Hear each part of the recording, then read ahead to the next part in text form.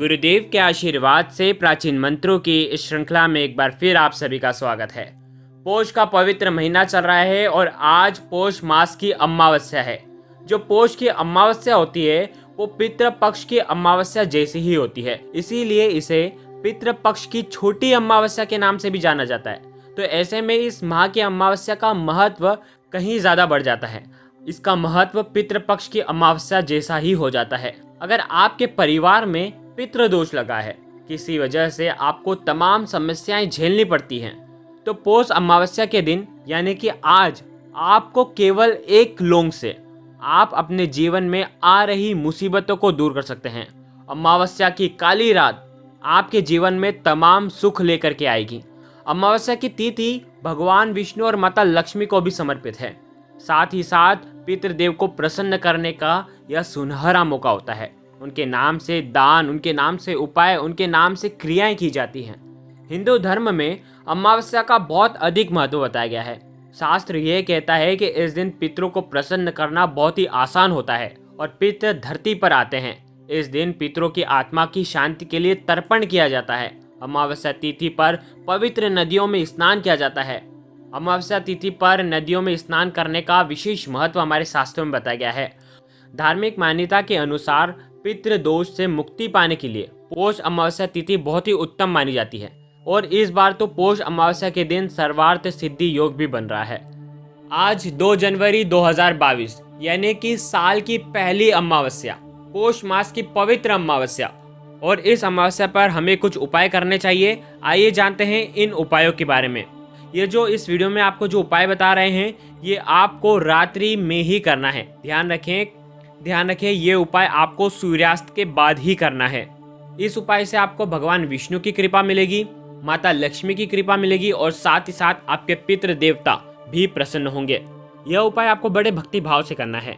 इस उपाय को करने के लिए आपको अच्छी तरह से हाथ मुंह धो करके स्नान आदि करने के बाद स्वच्छ वस्त्र धारण करना है। देखिए, अगर आप स्नान नहीं कर सकते हैं तो कम से कम आपको हाथ मुंह धो करके इसके बाद आपको आपके घर के मंदिर में ईशान कोण में, जहाँ पर आपका मंदिर है, अगर ईशान कोण में मंदिर नहीं है तो भी आपको ये उपाय ईशान कोण में करना है।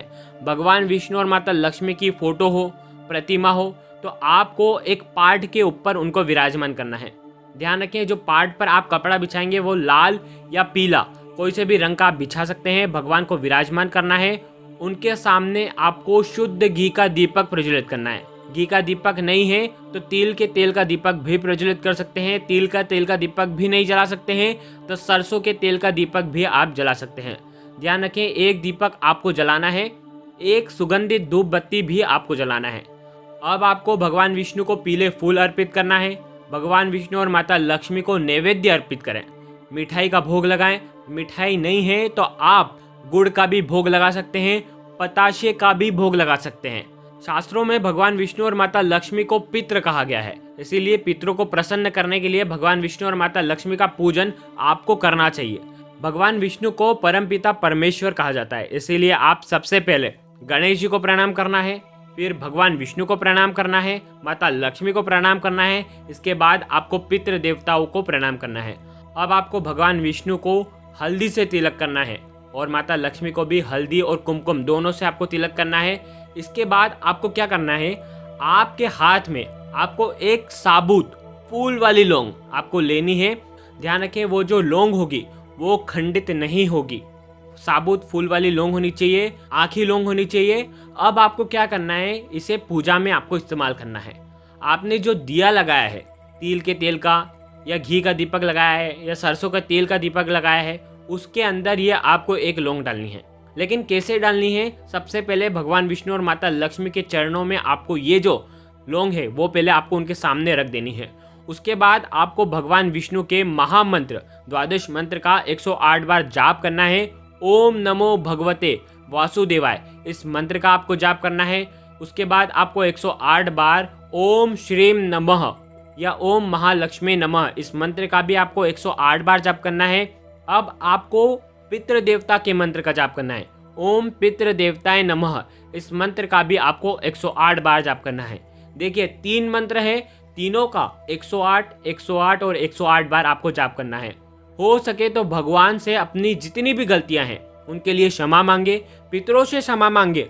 जाने अनजाने में जो भी पितरों के निमित्त हमने गलत कार्य कर दिए हैं या अधूरे कार्य कर दिए हैं या उनका अपमान कर दिया है, भूल कर भी कुछ भी गलती हो गई है, तो उनसे माफ़ी मांगना चाहिए और कष्ट और दुख दरिद्रता दूर हो, हमेशा पितरों का आशीर्वाद बना रहे, ऐसी आपको प्रार्थना करनी चाहिए कि पितृ देवता की वजह से ही हमारे जीवन में हमारे हर कार्य हो रहे हैं, ऐसा आपको भाव रखना चाहिए। अब आपको क्या करना है, भगवान विष्णु के जो भी मंत्र हैं आपको आते हैं, जो भी पाठ आते हैं, तो आपको करना चाहिए। विष्णु सहस्त्र नाम का आप पाठ कर सके तो आपको करना चाहिए। माता लक्ष्मी के अगर आपको पाठ आते हैं तो वो भी कर सकते हैं, या चालीसा का भी पाठ कर सकते हैं।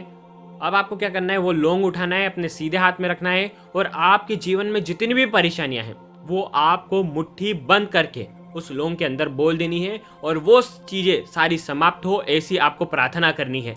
अब उस लौंग को आपको उस दीपक के अंदर डाल देना है। ध्यान रखें, ये जो दीपक है आप पहले ही प्रज्वलित कर लें जब आप भगवान विष्णु और माता लक्ष्मी को तिलक लगाएंगे। अब आपको क्या करना है, भगवान विष्णु को प्रणाम करना है, लक्ष्मी जी को प्रणाम करना है और इस दीपक को आपको उठाना है। और आपको क्या करना है, थोड़ा सा जो गुड़ है, थोड़ा सा पताशे, जो भी आपने भोग लगाया है, आपको थोड़ा सा गुड़ उस दीपक के अंदर आपको डाल देना है। अब आपको क्या करना है, आपके घर के पास जो भी सबसे नज़दीक में पीपल का वृक्ष है वहाँ पर आपको जाना है और दक्षिण दिशा की तरफ आपका मुख होना चाहिए और आपको ये दीपक वहाँ पर रख देना है। दक्षिण दिशा की तरफ ही दीपक की बाती होना चाहिए और आपका मुख भी दक्षिण दिशा की तरफ होना चाहिए, क्योंकि पितृ लोग भी दक्षिण दिशा में है, पितृ भी वहाँ वास करते हैं और पितृ वहीं से आते हैं। और साथ ही साथ अमावस्या की तिथि पर पीपल के वृक्ष में पितृ वास करते हैं, तो पीपल के वृक्ष के वहाँ पर आपको दीपक लगाना है। अब आपको ओम पितृ देवताय नमः इस मंत्र का 108 बार आपको जाप करना है। भगवान विष्णु माता लक्ष्मी को प्रणाम करना है और पितृ देवताओं को प्रणाम करना है और पितृ देवता से प्रार्थना करनी है कि आपके कारण ही हमारा जीवन सार्थक है, आप हमसे कोई भी गलती हुई हो उसके लिए आप हमें क्षमा करें। इस अंधेरी काली रात में, अमावस्या की काली रात में, अमावस्या के दिन आपके जीवन के कष्टों को हरने वाली है। बड़े भक्तिभाव से आपको ये उपाय करना है। इस उपाय को करने से पितृ से जुड़ी जीवन में जो भी परेशानियां आ रही हैं, आपकी जितनी भी समस्या है वो सब दूर होने वाली है और आपके पितृ आपसे प्रसन्न हो जाएंगे। पितरों के निमित्त कुछ मंत्रों का जाप करते हैं, कुछ उपाय करते हैं, तो आपके जीवन की कई समस्याएं ऐसे ही हल हो जाती हैं। अब आपको इस श्लोक का जाप करना है, कम से कम 3 बार आप श्लोक का जाप करें। ओम पितृ गणाय विद्महे जगत धारिणे धीमहि तन्नो पितरो प्रचोदयात। इस श्लोक का आपको जाप करना है, 3 बार जाप करें। वहीं पर आपको पीपल के वृक्ष को प्रणाम करना है। ध्यान रखें, आज के दिन आपको पीपल के वृक्ष को छूना नहीं है, आपको केवल प्रणाम करना है। इस प्रकार से आप उपाय कर सकते हैं। ध्यान रखें, अगर आपके घर के आसपास कोई पीपल का वृक्ष नहीं है तो आप आपके घर के नैऋत्य कोण में, यानी कि दक्षिण पश्चिम कोने पर भी आप ये दीपक रख सकते हैं और इसी प्रकार से आपको क्रिया करनी चाहिए। और एक बात का आपको ध्यान रखना है कि ये जो दीपक है वापस आपको लेकर के नहीं आना है, तो आपको ऐसा दीपक लेना है जो माटी का दीपक हो और आपको वहीं पर रख के आ जाना है पीपल के वृक्ष के वहाँ पर। और जब आप लौटते समय आ रहे होंगे तो आपको पीछे मुड़ करके नहीं देखना है। अगर आपने घर पर दीपक लगाया है तो ये दीपक आप पीपल के वृक्ष के वहाँ पर कभी भी आप अगले दिन रख करके आ सकते हैं या किसी मंदिर में आपको रख देना है। गुरुदेव के आशीर्वाद से प्राचीन मंत्र, यंत्र और उपाय आपको प्रभावना के रूप में दिए जा रहे हैं। आपके अपने इस चैनल को लाइक करें, शेयर करें, सब्सक्राइब करें और बेल आइकन को जरूर प्रेस करें। जय माता रानी, जय गुरुदेव, प्रणाम।